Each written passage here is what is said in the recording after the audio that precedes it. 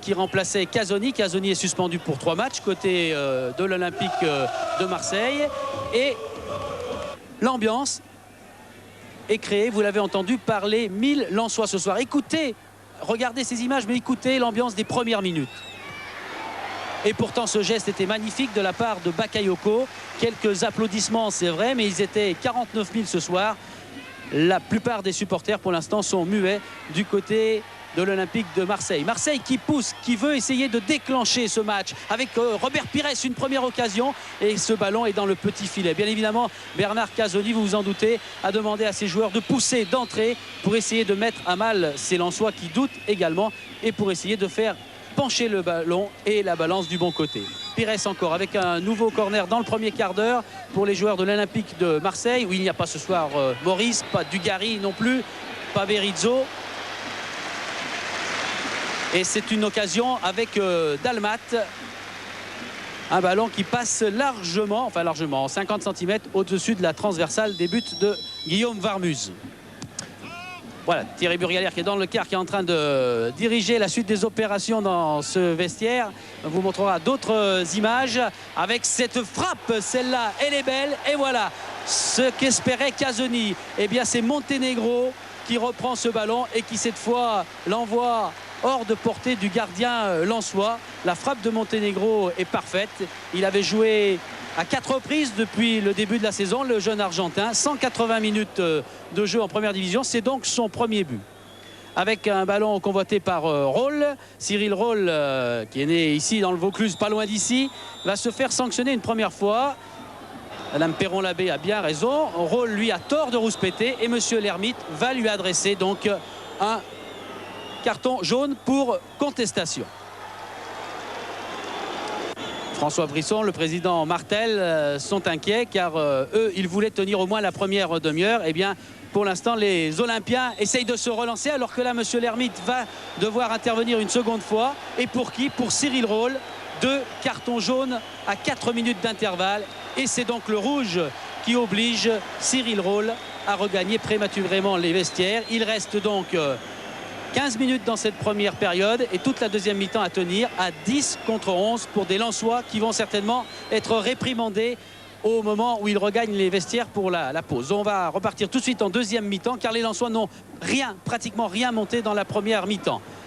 On joue depuis 3 minutes dans cette deuxième période. Un ballon qui est travaillé par Corridon, qui s'échappe, qui arrive à donner quelques soucis à la défense marseillaise. Et regardez, à l'issue de cette occasion, c'est William Gallas qui vient marquer contre son camp. Il y avait Job tout près des filets, mais William Gallas, c'est bien lui qui trompe Stéphane Porato.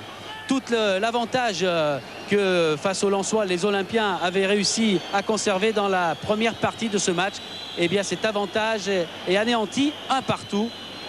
Le doute pour Gallas sur ce centre de Eric Sicora.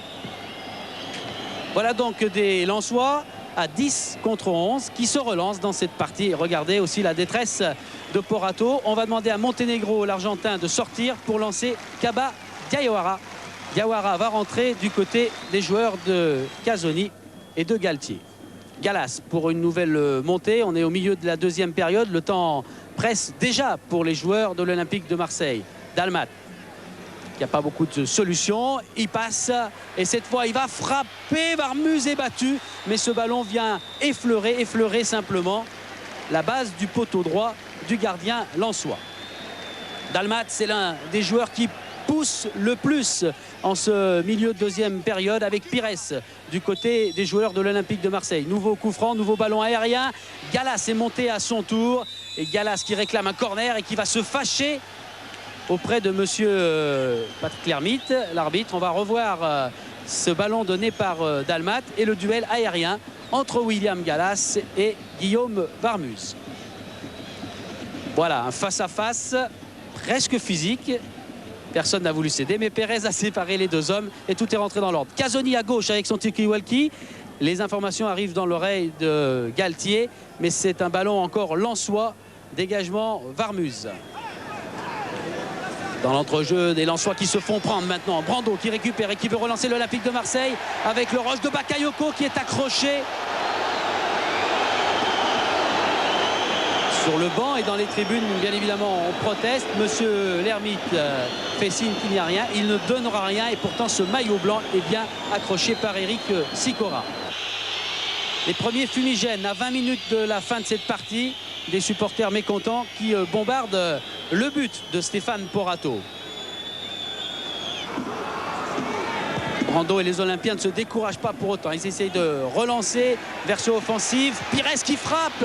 Et encore un ballon du capitaine Robert Pires qui passe assez largement au-dessus du cadre. Corner à suivre. Dalmat.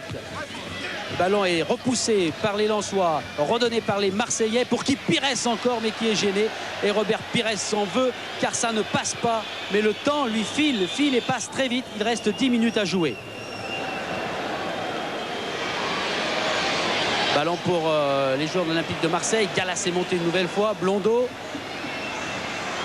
Robert Pires qui essaye face à Queudreux de passer. Monsieur Lermite fait signe de jouer. Queudreux lève le pouce. Le doute pour Robert Pires. Et regardez bien cette image au ralenti. Le ballon est passé.